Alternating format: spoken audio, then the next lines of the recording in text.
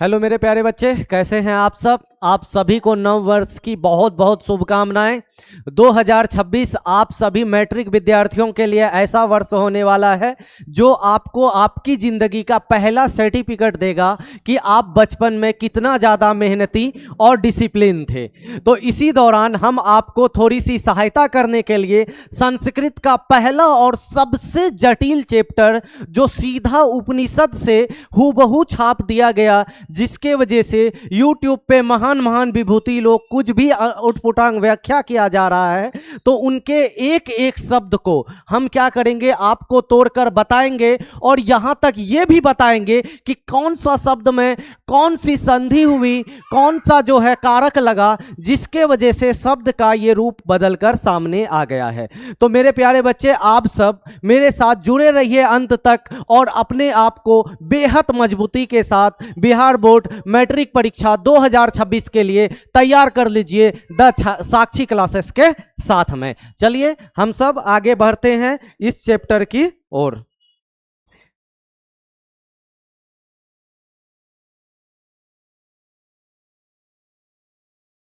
Shivam Vats, good evening. Good evening Shivam बाबू, क्या हाल चाल है बताओ। सब बढ़िया चल रहा है, सभी बच्चे लाइव आ चुके हैं मेरे, तो हम जो है क्लास को आगे बढ़ाते हैं।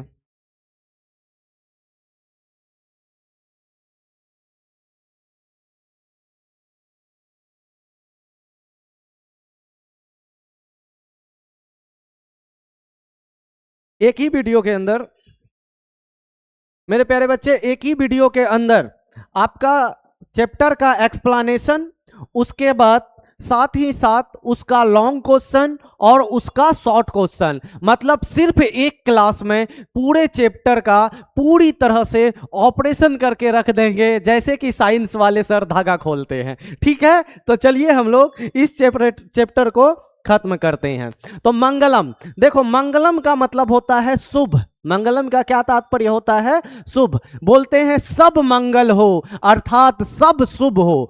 चलिए हम लोग देखते हैं ये शुभ क्या है। उपनिषद वैदिक वांग्मयस्य, उपनिषद वैदिक वांग्मय का, वेदों के अंतिम, वेदों के भाग का, सिया लगने का मतलब का, अंतिमे भागे, उपनिषद वेदों के अंतिम भाग का, दर्शन शास्त्रे सिद्धांतान प्रकटयन्ति, दर्शन शास्त्र, दर्शन शास्त्र का सिद्धांत को प्रकट करता है। मतलब क्या है? उपनिषद वेदों के अंतिम भाग का, वेदों में जो अंतिम भाग है जिसमें दर्शन शास्त्र का सिद्धांत है, उसका वो सिद्धांत प्रकट करता है। सर्वत्र परम पुरुषस्य परमात्मना, सभी जगह परम पुरुष परमात्मा, परम पुरुष ऐसा पुरुष जो सबसे परम है, सबसे महान है, उस पुरुष को हम लोग क्या कहते हैं? परम पुरुष कहते हैं। तो सर्वत्र परम पुरुष परमात्मा। हेलो सर, रिया कुमारी, कोई बात, आ गए सभी लाइव, चलो कोई बात नहीं। सर्वत्र परम पुरुष परमात्मा, सभी जगह परम पुरुष परमात्मा का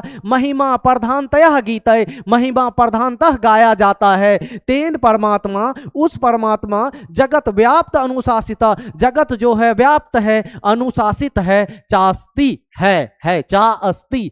मतलब क्या हुआ है? चा अस्ति को अगर देखें तो संस्कृत का अगर व्याख्या करने चले, दो शब्द है चौ और अस्ति।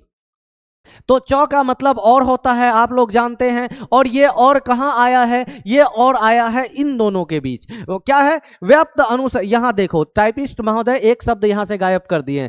स एव सर्वसाम तपसाम परम लक्ष्यम, वह ही सभी तपस्वियों का, सर्वेसाम तपसाम, सभी तपस्वियों का, परमम लक्ष्यम मतलब सबसे बड़ा लक्ष्य है। अस्मिन पाठे, इस पाठ में, परमात्मरा उपनिषदा पदात्मक पंच मंत्रा संकलिता अस्ति, इस पाठ में परमात्मा पर उपनिषद के पदात्मक, पदात्मक मतलब गद्य का मतलब पूरी कहानी, पद मतलब कविता, कविता के रूप में 5 मंत्र संकलित है, कविता के रूप में 5 मंत्र संकलित है। तो यहां तक बच्चे समझ में आई? अगर नहीं भी आई तो फिलहाल इसमें इतना समझना है कि उपनिषद क्या है? वेदों के अंतिम भाग का जो दर्शन वाला हिस्सा है वो उपनिषद है। सभी जगह परम पुरुष परमात्मा मतलब सबसे महान पुरुष, सबसे महान जो है परमात्मा, उनकी प्रधानता क्या हो रही है? महिमा को गाया जाता है जी। उसी परमात्मा से सभी जगत व्याप्त है और अनुशासित है। संपूर्ण जगत में परमात्मा फैली हुई है और अनुशासित है। और वह ही सभी तपस्वियों का परम लक्ष्य है। इस पाठ में परमात्मा पर उपनिषद पद रूप में, कविता के रूप में 5 मंत्र दिया गया है। पहला मंत्र ईशावास्य उपनिषद से आप लोगों को याद करवाए थे। पहला कोई भी काम करते हैं तो ईश्वर का नाम लेते हैं, और पहला मंत्र ईश्वर के उपनिषद ईशावास्य उपनिषद से लिया गया है। कौन कौन लाइव है? शिवम बाबू, बुग्गू, ठीक है। अब देखते हैं, हिरण्मयेन पात्रेन सत्तस्य अपिहितम मुखम। हिरण्मयेन, देखो हिरण्मयेन का मतलब है सोने जैसा, जिसमें मैन लग जाए उसका मतलब होता है जैसा। एक एक, जैसा कि मैंने आप लोगों को बोला, प्रत्येक शब्द का महीन अर्थ भी मैं बताऊंगा। हिरण्मयेन मतलब सोने जैसा। अगर यही रहता रजतमयेन मतलब चांदी जैसा। कैसा? चांदी जैसा। हिरण्मयेन सोने जैसा, रजतमयेन चांदी जैसा। तो सोने जैसा पात्र से, पात्रेन, पात्र से तृतीय विभक्ति लगी करण कारक से हो गया पात्रेन। जैसे अगर बोले पुस्तकेन, पुस्तक से, कलमेन, कलम से, बानेन, तीर से, तो पात्रेन पात्र से, बर्तन से, सोने जैसा बर्तन से। सत्तस्य, सत्य का, सिया लगने का मतलब का, सिया लगने का मतलब संबंध कारक, संबंध कारक मतलब का के की रारेरी। सत्तस्य सत्य का, अपिहितम ढका हुआ है, अपिहितम मतलब ढका हुआ है। मुख, मुखम मतलब क्या है? सोने जैसा पात्र से, सोने जैसा बर्तन से सत्य का मुख ढका हुआ है। अपिहितम का क्या मतलब बताए? ढका हुआ है। अब मतलब इसका हुआ ये हिंदी अर्थ। इसका भवार्थ बताएं बच्चों, कितनी रहस्यमयी है। पूरा यूट्यूब छान मार लो, भवार्थ नहीं बता पाएगा, लेकिन अभी आपका दिमाग क्लिक करेगा प्रभास सर क्या बोले। ये जो पूरी दुनिया है, ये रिश्तेदारी, ये दोस्ती, ये माया, ये मोह, ये मेरी वाइफ, ये मेरा भाई, ये मेरी पत्नी, ये मेरा बेटा, ये सब क्या है? सोने जैसा मोह है, माया है। लेकिन सच कुछ नहीं है। सच क्या है? परमात्मा है। तो वही चीज कह रहे हैं कि सत्य का जो मुंह है, सत्य मतलब ईश्वर का जो मुंह है, ये माया मोह और मोह और रिश्तेदारी से क्या है? ढका हुआ है। माया मोह और रिश्तेदारी से ढका हुआ है। तत्वम हे, तत्वम हे, पूषण, पूषण सूर्य देवता को कहता है, लेकिन यहां पर अर्थ होगा ईश्वर। हे ईश्वर। अपाविरिनु, हे तत्वम पूषम अपाविरिनु। अपाविरिनु मतलब हटा दीजिए, हटा दीजिए। अपाविरिनु का क्या मतलब है? हटा दीजिए। इसे, तत्वम का मतलब है इसे। हे ईश्वर, इसे हटा दीजिए। किसे हटा दीजिए? तो ये जो है आपका सोने जैसा माया मोह का जो बर्तन है, इसे हटा दीजिए। अपाविरिनु का क्या मतलब हुआ? हटा दीजिए। सत्य धर्माय दृष्टिये, ताकि सत्य और धर्म का, सत्य धर्माय, सत्य और धर्म का दृष्टि दर्शन हो सके। सत्य और धर्म का, किसका किसका? सत्य और धर्म का दृष्टि दर्शन हो सके। क्या हो सके? दर्शन हो सके। तो क्या कह रहे हैं कि सोने जैसा बर्तन से सत्य का मुख ढका हुआ है। सत्य का मुख क्या है? ढका हुआ है। क्या? पूषण अपाविरिनु तत्वम, हे पूषण इसे हटा दीजिए। सत्य धर्माय दृष्टिये, सत्य और धर्म का दर्शन हो सके। तो आप लोग हिंदी इसका समझ गए, कोई दिक्कत नहीं होना चाहिए एक एक शब्द पे। उसके बाद सब्जेक्टिव ऑब्जेक्टिव भी करवाएंगे। अनोह अन्यान महतो महियान। अन्यान जो है एक प्रकार का प्रत्यय है। ये प्रत्यय जिस पर लग जाता है उसी शब्द को बेहतर कर देता है। मतलब क्या है कि अनु के साथ, अनु मतलब सूक्ष्म, उसमें जैसे ही नियन प्रत्यय लगा, नियन प्रत्यय, वो क्या हो जाता है? मतलब सूक्ष्म से भी सूक्ष्म। महान के साथ नियन प्रत्यय लगेगा तो बड़ा बड़ा हो जाएगा, महान से भी महान। अगर भारी के साथ लगेगा तो भारी से भी भारी। तो अनोह अन्यान मतलब सूक्ष्म से भी सूक्ष्म। महतो महियान महान से भी महान। आत्मस्य जंतुर निहितो गुहायाम, आत्मा जो है जंतुर निहितो, जंतु में निहित है। कहां? गुहायाम। गुहा का मतलब होता है हृदय रूपी गुफा। आत्मा जो है जंतु के हृदय रूपी गुफा में क्या है? निहित है, स्थित है। निहितो मतलब निहित है अथवा स्थित है। समझ में आ रही है मेरे प्यारे बच्चे क्या कहना चाह रहा है? सूक्ष्म भी सूक्ष्म, महान से भी महान आत्मा जंतु के हृदय रूपी गुहा में क्या है? स्थित है। तम क्रतु, तम क्रतु, तम का मतलब उसे। क्रतु, क्रतु का मतलब है सूक्ष्म दृष्टि वाले लोग, सूक्ष्म बुद्धि वाले लोग। मतलब क्या है? तीव्र बुद्धि वाले लोग, तीव्र बुद्धि वाले लोग। तीव्र बुद्धि वाले लोग। क्या तात्पर्य हुआ इसका कि उसे तीव्र बुद्धि वाले लोग पश्चाती देखकर वीत शोको शोक रहित हो जाता है। शोक रहित हो जाने का मतलब सुख और दुख से परे हो जाना, जिसे ना अब सुख की चिंता है ना जिसे दुख की चिंता है। गुरु नानक पढ़ाए थे, जाके प्लेलिस्ट में देखिए, जो नर दुख में दुख नहीं माने, सुख स्नेह और भय नहीं जाके।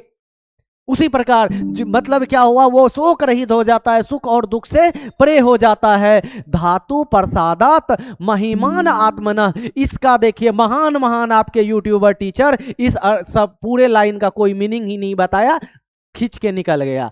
क्योंकि पता रहेगा तब ना बताएगा बच्चों, अभी आपको पता चला दें। देखिए क्या प्रसादात का क्या मतलब है, ईश्वर की प्रसाद से मुझे ये मिला।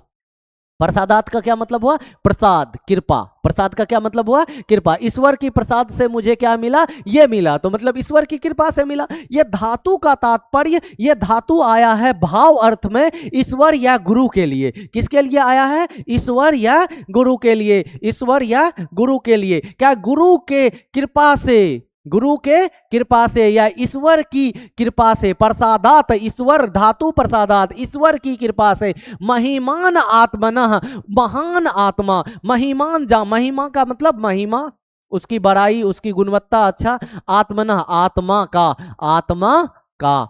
देखो क्या तात्पर्य हुआ। अब इसको कविता से अगर पूरे सेंटेंस में बदलें तो ईश्वर की कृपा से उस महान आत्मा का क्या करोगे, देखकर। कौन देखकर, सूक्ष्म बुद्धि वाले, तीव्र बुद्धि वाले लोग क्या हो जाते हैं, शोक रहित हो जाते हैं, शोक रहित हो जाते हैं। तो एक बात देख लें, सूक्ष्म से भी सूक्ष्म, महान से भी महान आत्मा जंतु के हृदय रूपी गुहा में स्थित है।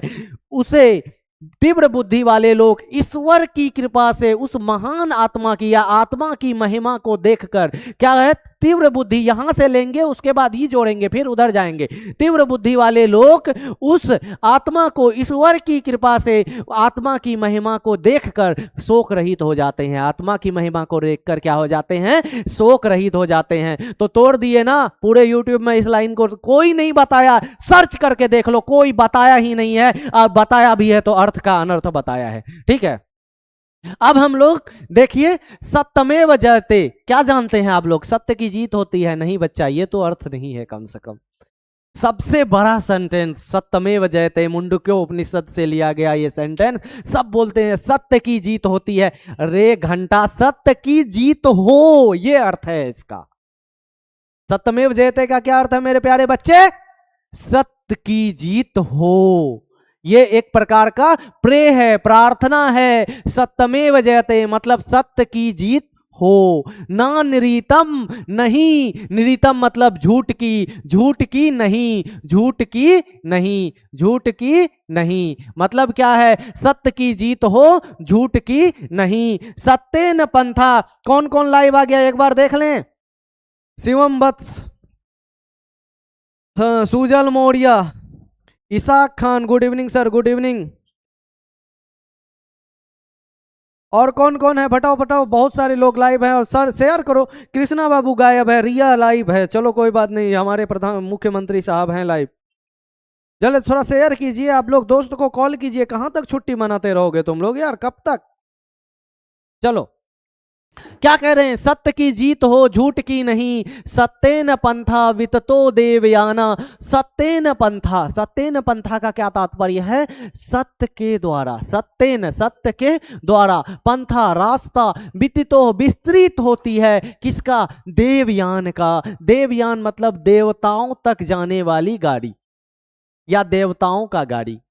देवयान मतलब देवताओं का गाड़ी। देवताओं का गाड़ी मतलब मान लो कि ये रास्ता है, ये रास्ता किस चीज का बना हुआ होगा, सत्य का, धर्म का और पुण्य का। सत्य का ये रास्ता, और इसी रास्ते पर अगर आपको गाड़ी से चलनी है देवताओं तक जाने का, तो इस रास्ते पर चलना होगा, सत्य और धर्म और पुण्य के रास्ते पर। एना कर्म ऋषियो ह्याप्त कामा, एना कर्म इसी प्रकार, इसी प्रकार, एना कर्म मतलब इसी प्रकार। ऋषियों, ऋषि लोग, कैसे ऋषि लोग, ह्याप्त कामा, ह्याप्त कामा मतलब क्या है, कामना से मुक्त। ह्याप्त कामा, कामना से मुक्त, ऐसे ऋषि जिसके अंदर किसी प्रकार का कोई मोह नहीं, कोई कामना नहीं, कोई इच्छा नहीं, ऐसे ऋषि को कहते हैं ह्याप्त कामा।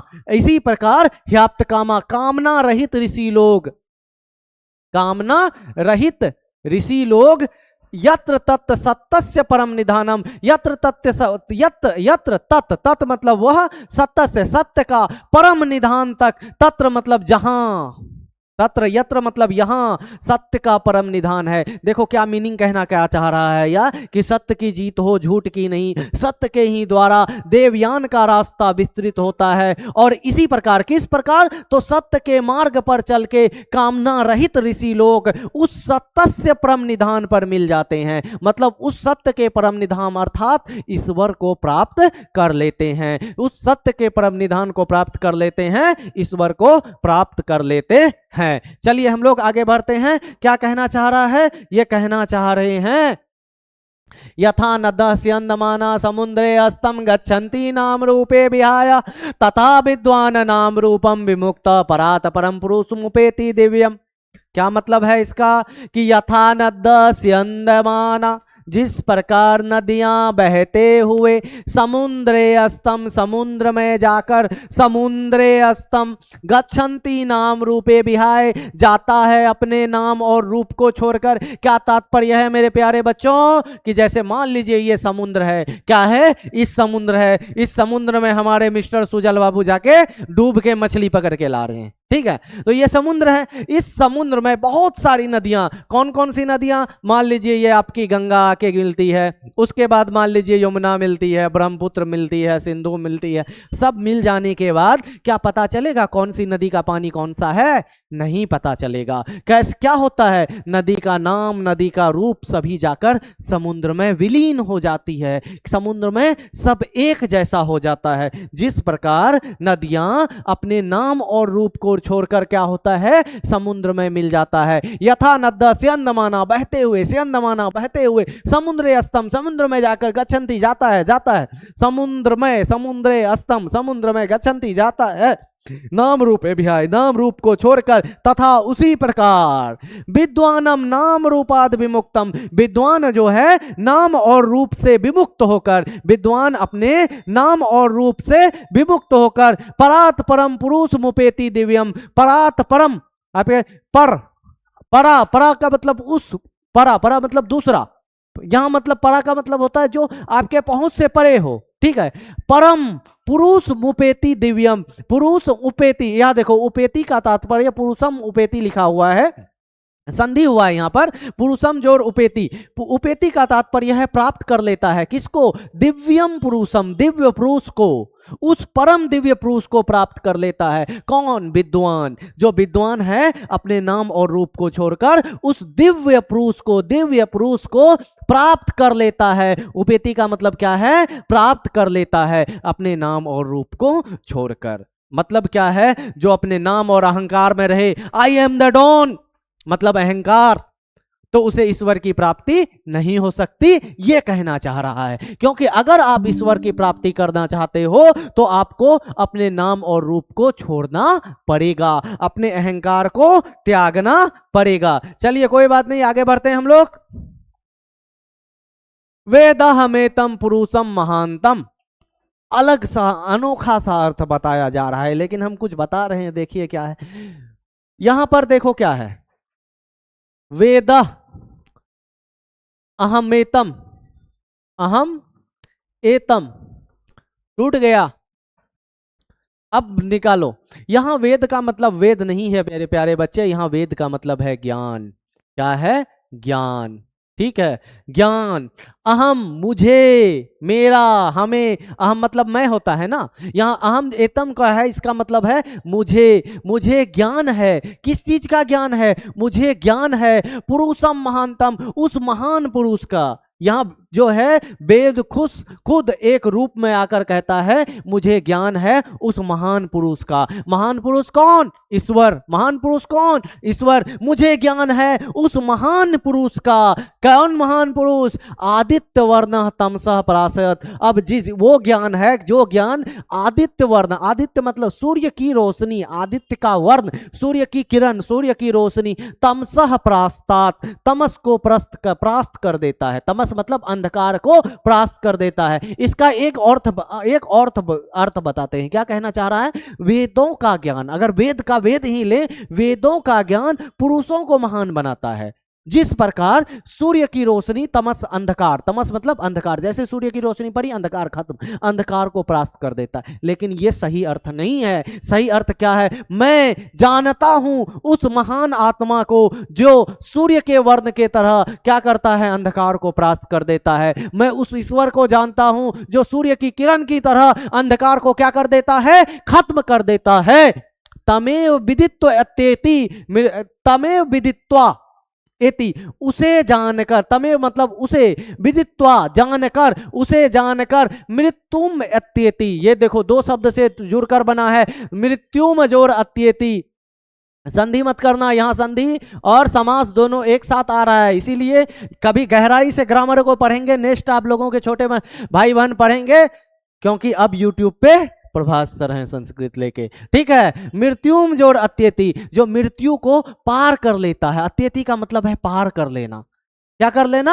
मृत्यु को पार कर लेना। जो मृत्यु को पार कर लेता है, क्या है कि वेदों, किसे जानकर? उस महान पुरुष ईश्वर को जानकर, उसे जानकर मृत्यु को पार कर लेना, यानी मृत्यु को भी जीत लेना। मृत्यु को जीतने का क्या मतलब है? मोक्ष को प्राप्त होना। मोक्ष का क्या मतलब है बच्चों? मोक्ष का मतलब है जिंदा रहते इच्छाओं की पूर्ति हो जाना, इच्छाओं की समाप्ति हो जाना, उसे मोक्ष कहते हैं। और जान चले जाना और इच्छाएं रह जाना, उसे मृत्यु कहते हैं। सिंपल बात। बताना अपने दादाजी को, बोलेगा वाह मेरे पोता कहीं पढ़ रहा है, वेदों का ज्ञान ले रहा है। ठीक है, ठीक है। क्या कहना चाह रहा है कि उसे जानकर लोग मृत्यु को भी पार कर जाते हैं। ना अन्य पंथा, ना जोर अन्य, ना जोर अन्य, नहीं है कोई दूसरा, नहीं है दूसरा पंथा, रास्ता, रास्ता, पंथा मतलब रास्ता। विद्यते अन्याय, विद्यते जाना जाए या उपस्थित है, विद्यते है अन्याय, अन्य कोई दूसरा, तो इसके अलावा कोई दूसरा रास्ता नहीं है। किसको पार करने का? मृत्यु को पार कर जाने का। एक साथ अर्थ बताएं क्या क्या कहना चाह रहा है कि वेदों का, यानी मैं उस महान पुरुष को जानता हूं जो आदित्य वर्ण की तरह, सूर्य की रोशनी के तरह अंधकार को परास्त कर देता है। उसे जानकर ही मृत्यु में थी लोग मृत्यु को पार कर लेता है। इसके अलावा कोई दूसरा नहीं रास्ता है। ये कौन सा उपनिषद का है? श्वेताश्वर उपनिषद का है, श्वेताश्वर उपनिषद का है। चलिए बताइए कौन कौन लाइव है। अब हम लोग ये चैप्टर को खत्म कर चुके हैं, अब क्वेश्चन आंसर की ओर चलेंगे मेरे प्यारे बच्चे। इसाक,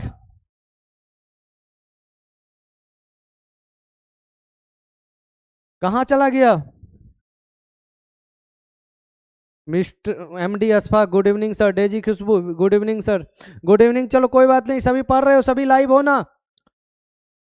शिवम बाबू कहाँ चला गया? बीच क्लास में तो कभी छोड़कर नहीं जाते हो, आज लगता है गायब हो गया। आ गए शिवम बाबू, चलो कोई बात नहीं। बहुत कम बच्चे लाइव दिखा रहे हो, कितने हो तुम लोग? अरे शेयर नहीं कर रहे हो।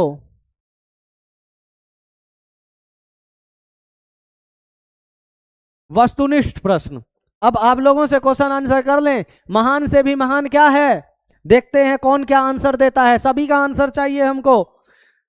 डेजी खुशबू, प्रिया प्रियंका भी हो लाइव, चलो फटाफट बताओ। महान से भी महान क्या है? देवता है, ऋषि है, दानव है या आत्मा है? आंसर आ गया है भाई मौर्य का, लेकिन इसका आंसर वैलिड नहीं माना जाएगा। कोई और आंसर दो।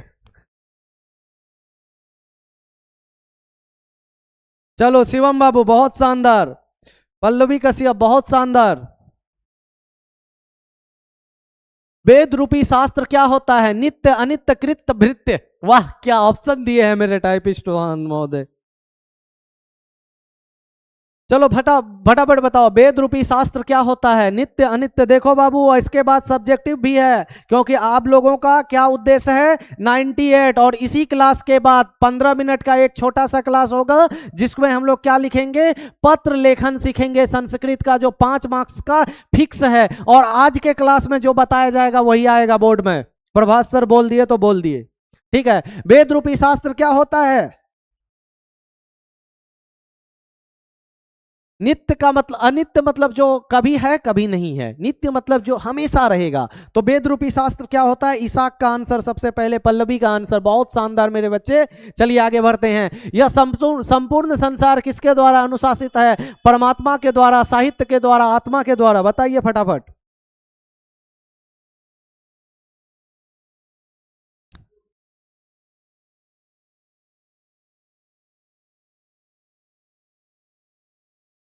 बहुत शानदार।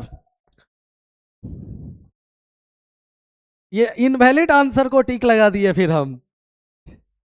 मंगलम पाठ में कैसा मंत्र संकलित है? अरे गद्य है या पद्य है या दोनों है? सुरवे में हम लोग पढ़े थे, दिखाएं आप लोगों को। चलिए दिखाते हैं क्या पढ़े थे।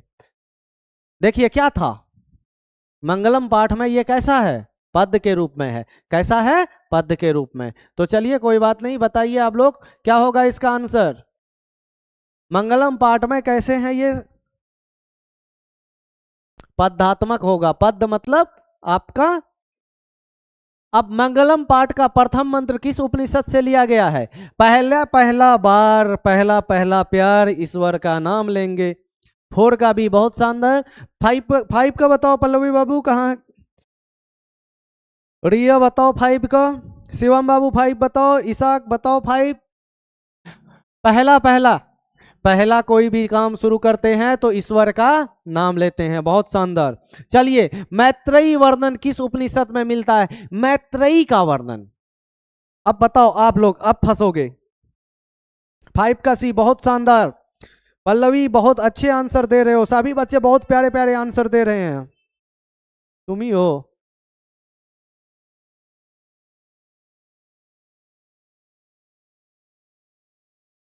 बताओ मैत्रेयी का वर्णन किस उपनिषद से मिलता है?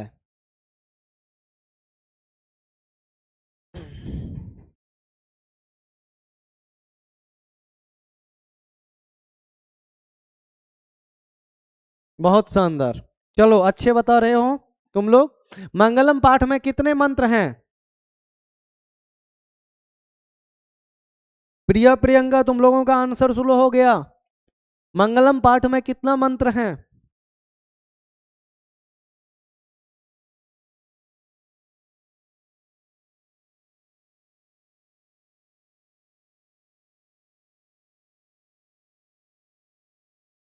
बताओ सभी।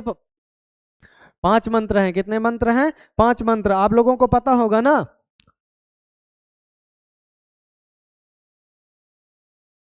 पहला मंत्र किस उपनिषद से? ईशावास्य उपनिषद से। दूसरा मंत्र आत्मा परमात्मा वाला कठोपनिषद से। उसके बाद बाकी दोनों कितने किस किस उपनिषद से हैं? 5 है कि 4 ही है रे? ईशावास्य से, कठोपनिषद से, 2 मुंडकोपनिषद से, 1 श्वेताश्वर उपनिषद से। 5 मंत्र हैं। सत्य का मुख किस पात्र से ढका हुआ है? हिरण्मयेन पात्रेन। कभी कभी इसके जगह पर स्वर्णमयेन पात्रेन भी हो सकता है। क्या हो सकता है? स्वर्णमयेन पात्रेन। तेजी से हम लोग सीखेंगे, सारे सभी बच्चे लाइव रहेंगे, हम लोग आगे बढ़ेंगे क्योंकि सब्जेक्टिव भी पढ़ना है। मंगलम कहाँ से संकलित है? कहाँ से लिया गया है? उपनिषद से। उपनिषद कितने हैं? 108 है। वेदांग कितने हैं? 6 हैं। आप लोग संस्कृत का पहला वीडियो देखिए, अगर नहीं देखे हैं तो वो देखना बहुत जरूरी है, क्योंकि वो मात्र 1 घंटे 10 मिनट का क्लास आपके 50 का 50 संस्कृत का ऑब्जेक्टिव ना करवा दे तो मेरा नाम बदल दीजिएगा, क्योंकि उस 100 के आसपास 114 15 ऑब्जेक्टिव में आपको हर क्वेश्चन में 10 ऑब्जेक्टिव को बताया गया है। और जैसे ही किसी भी चैप्टर की शुरुआत होती है, पूरे चैप्टर को व्याख्या करके बताई गई है। वो क्लास आपको बताएगा कि असली वन शॉट चैप्टर का नहीं, अच्छे टीचर असली वन शॉट पूरे बुक का कर देते हैं, वो भी 1 घंटे में। तो वो 1 घंटा 10 मिनट का क्लास, जाइए लाइव सेक्शन में, सबसे पहला क्लास जो हुआ है संस्कृत का, उस क्लास को देखिए। अगर आपका एक भी ऑब्जेक्टिव बोर्ड में छूट जाए तो हमको कहिएगा प्रभात सर झूठ बोले थे, किसकी विजय नहीं होती है? देखो किसकी विजय नहीं होती है, तो देखना है असत्य की विजय नहीं होती है। वेदा हमेतम पुरुषम महानतम विद्यते अन्याय किस उपनिषद से किया गया? सबसे लास्ट वाला श्वेतास्वर उपनिषद। किस उपनिषद से? श्वेतास्वर। अनु अन्यान महतो मह्यान, बताए ये किसके बारे में बात कर रहा है? आत्मा वाला। आत्मा वाला जो भी वर्णन है किस उपनिषद में होता है? तो कठोपनिषद में होता है। आत्मा वाला वर्णन क्या होता है? कठोपनिषद। जंतु के हृदय रूपी गुफा में क्या स्थित है? जंतु के हृदय रूपी गुफा में तत्व है, शरीर है, देवता है, राक्षस है। देखो हृदय के अंदर शरीर तो हो नहीं सकता, राक्षस तो तुम लोग रखने नहीं दोगे, हालांकि सब राक्षस ही हो। अब बात करेंगे देवता होगा या तत्व होगा, तो तत्व आत्मा को ही कहा जाता है कभी कभार। तो क्या होगा इसका आंसर मेरे प्यारे बच्चे? आत्मा होगा। क्या होगा? आत्मा। किसकी जय नहीं होती है? फिर से वही क्वेश्चन रिपीट हो गया, असत्य की जय नहीं होती है। उसके बाद उपनिषदों की संख्या कितनी है हम जानना चाहेंगे सभी बच्चों से, क्योंकि बता चुके हैं सबको उपनिषदों की संख्या कितनी है। दीजिए सब फटाफट आंसर। 15 नंबर का आंसर कितना होगा? बताइए सभी कोई 15 नंबर का आंसर।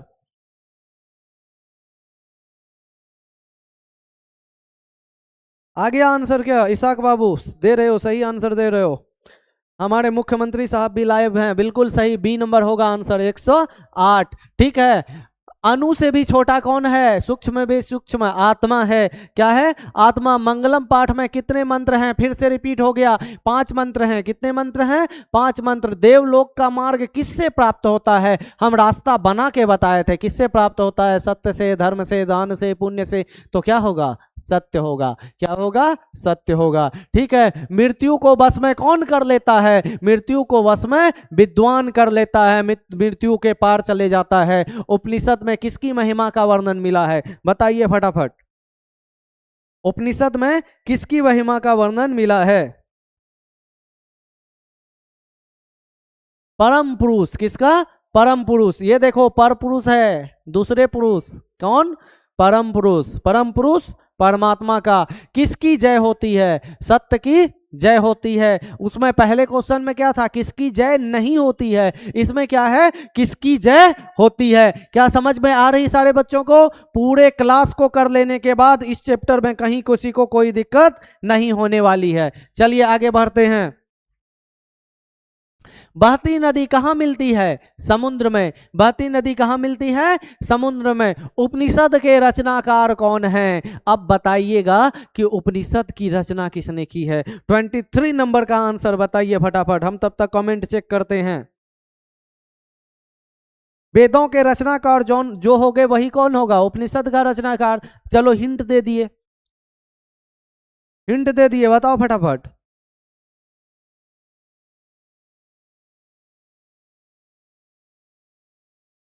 अरे वेदों के रचनाकार कौन है? नाम में ही लिखा हुआ है, फटाफट बताओ। वाह, आ गया। महर्षि वेद व्यास। बहुत शानदार। देखो वेद का रचना करने के वजह से ही इनका नाम वेद व्यास है। हालांकि इसका पूरा नाम है महर्षि कृष्ण द्वैपायन। कृष्ण द्वैपायन वेद व्यास। ठीक है। तो ये वेद व्यास क्यों नाम पड़ा? क्योंकि इन्होंने वेदों की रचना की, और वेदों का ही अंतिम भाग क्या कहलाता है? उपनिषद कहलाता है। तो क्या उपनिषद को अलग से रचने गया? बाद के विद्वानों ने अलग किया। रचना तो मूल रूप से वेद व्यास का ही है। समझ में आ गई ना? बहुत शानदार। चलिए, प्रिया प्रियंका गायब हो जाते हो बीच बीच से। Mister Bihari boss welcome. परमात्मा की महिमा का वर्णन किसमें मिलता है? हम लोग पढ़ रहे हैं कठोपनिषद, ईशावास्य उपनिषद, श्वेतास्वर उपनिषद या मुंडकोपनिषद। परमात्मा की महिमा का, इसमें तो आत्मा की महिमा का बात कर रहा है, आत्मा के बारे में बात कर रहा है। ठीक है। इसके बारे में बात कर रही है, परमात्मा के बारे में। परमात्मा को जानकर जो क्या कर रहा है कि मृत्यु को भी पार कर जा रहा है, और मृत्यु को पार करने का तरीका किसमें बताया गया? श्वेतास्वर उपनिषद में। थोड़ा कठिन है लेकिन शानदार तरीके से हो जाएगा। मंगलम पाठ के रचनाकार कौन है? फिर से वही, चूंकि वेदों से लिया गया है तो महर्षि वेद व्यास। इनडायरेक्ट क्वेश्चन है। ब्रह्मा को प्राप्त करने के विषय में बताया गया है। किसमें बताया गया है? अच्छा बताओ कौन से उपनिषद में ब्रह्मा को पार करने की बात की गई है? एक बार देख लें शुरू से। किसको प्राप्त करना है? ब्रह्मा को प्राप्त करना है।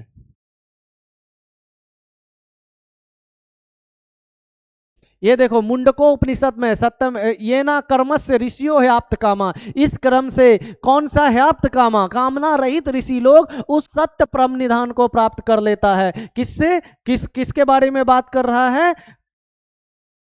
कौन से उपनिषद में से था? मुंडको उपनिषद में। किस उपनिषद में? मुंडको उपनिषद में। ज्ञानी लोग और अज्ञानी लोग में अंतर किसमें बताया गया है? ज्ञानी और अज्ञानी उसी का बात कर रहा है मुंडको उपनिषद में, क्योंकि ज्ञानी लोग ही ऐसा कर पाते हैं। देख लोगे क्या? चलो वैसे तुम लोग सही बता रहे हो। सत्य का खजाना कहां है? देवलोक में, पृथ्वी लोक में, नरक लोक में, देवलोक में। ठीक है, सत्य, सत्य से क्या प्राप्त होती है? सत्य से देवलोक प्राप्त होता है। बहुत शानदार। उसके बाद आत्मा के गूढ़ रहस्य की किसमें व्याख्या की गई है? आत्मा की गूढ़ रहस्य की व्याख्या किसमें की गई है? तो आत्मा के बारे में कठोर उपनिषद में बात कर दी जाती है। किसमें? कठोर उपनिषद में। 25 बार बता चुके हैं। अब हम लोग लॉन्ग क्वेश्चन पे आ गए। आप लोग स्क्रीनशॉट तैयार रखिएगा और समझना भी है, क्योंकि बार बार रटने का समय नहीं मिलेगा। मंगलम पाठ के आधार पर सत्य की महत्ता पर प्रकाश डालिए। आप ही लोगों के डिमांड पे आंसर लिखवा के लाए हैं, क्योंकि आप लोग बोलते हैं सर आपका राइटिंग समझ नहीं आता। बचपन से हमको खुद समझ नहीं आता, तो आप लोगों को क्या समझ में आएगा?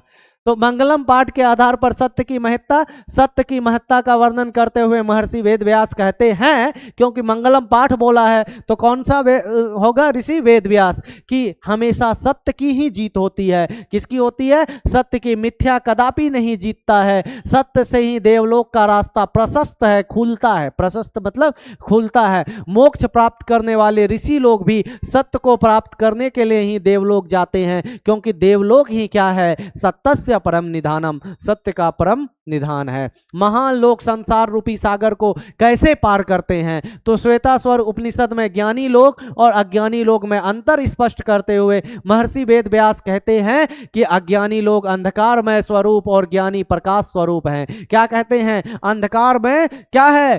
अज्ञानी है। अज्ञानी लोग अंधकार के रूप में है, ज्ञानी लोग प्रकाश के रूप में है। महान लोग इसे समझकर मृत्यु को भी पार कर जाते हैं, क्योंकि संसार रूपी सागर को पार करने में इससे बेहतर कोई रास्ता नहीं है। सत्य का मुख किससे ढका हुआ है? सोने जैसा पात्र से ढका हुआ है। नदियां क्या छोड़कर मिलती है? फटाफट स्क्रीनशॉट करते जाओगे, बाद में पढ़ लोगे, क्योंकि मैंने इतनी अच्छे से व्याख्या की है कि सिर्फ एक बार पढ़ लोगे तो चीजें बोर्ड तक याद रहेगी और आप लोगों को अच्छे अंक दिला देंगे।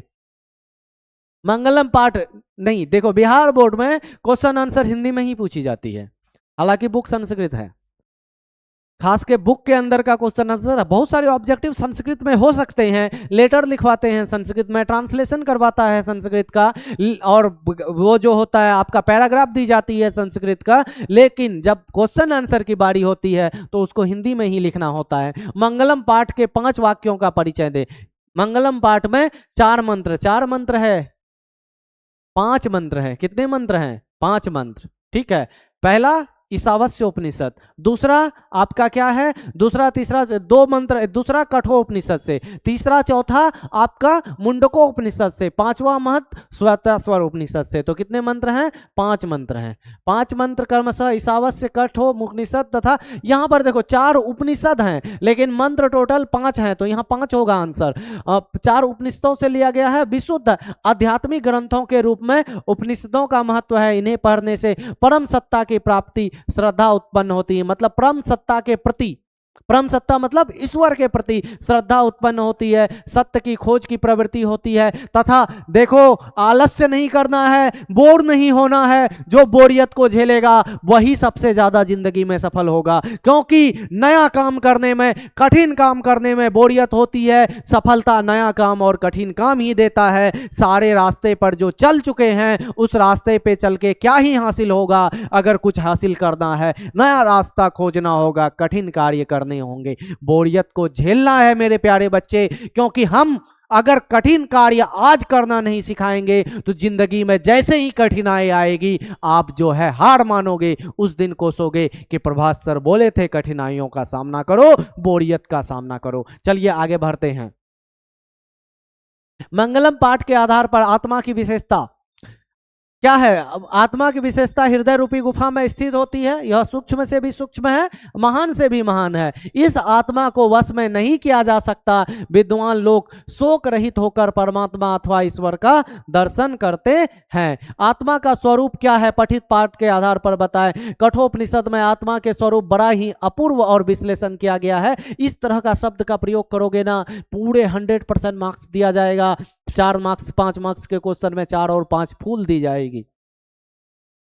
विद्वान पुरुष ब्रह्मा को किस प्रकार प्राप्त करता है? मुंडको उपनिषद में महर्षि वेद व्यास का कहना है कि जिस प्रकार बहती हुई नदियां अपने नाम और रूप अर्थात व्यक्तित्व को त्याग कर समुद्र में मिल जाती है, उसी प्रकार महान पुरुष अपने नाम रूप अर्थात अहम को त्याग कर ब्रह्मा को प्राप्त कर लेता है। उपनिषद को आध्यात्मिक ग्रंथ क्यों कहा गया है? उपनिषद एक आध्यात्मिक ग्रंथ है क्योंकि यह आत्मा और परमात्मा के संबंध में विस्तृत व्याख्या करता है। क्या करता है? विस्तृत व्याख्या करता है। परमात्मा संपूर्ण संसार में शांति स्थापित करते हैं। सभी तपस्याओं का परम लक्ष्य क्या है? परमात्मा। लास्ट प्रश्न आज का, उपनिषद का स्वरूप क्या है? कोई क्लास छोड़कर नहीं भागोगे क्योंकि सबको पता है क्या होने वाला है। 5 मार्क्स का क्वेश्चन, मैथ्स का क्लास शशांक सर ले रहे हैं।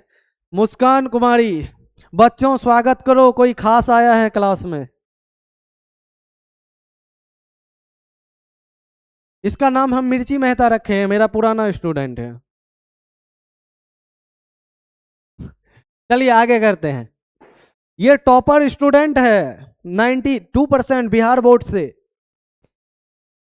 उपनिषद का स्वरूप क्या है? उपनिषद वैदिक वांग्मय का अभिन्न अंग है। इसमें दर्शन शास्त्र के सिद्धांत का प्रतिपादन किया गया है। दर्शन शास्त्र जो गूढ़ रहस्य के बारे में बताता है। तो मिलते हैं जस्ट 10 मिनट बाद आप लोगों का पत्र लेखन के विशेष क्लास में। आज के पत्र लेखन के क्लास से 5 नंबर फिक्स और इस क्लास से ऑब्जेक्टिव सब्जेक्टिव मिला के 10 नंबर फिक्स। मतलब सिर्फ आज प्रभास सर से पढ़ लो, आज के आज 15 नंबर तुम्हारे जेब में।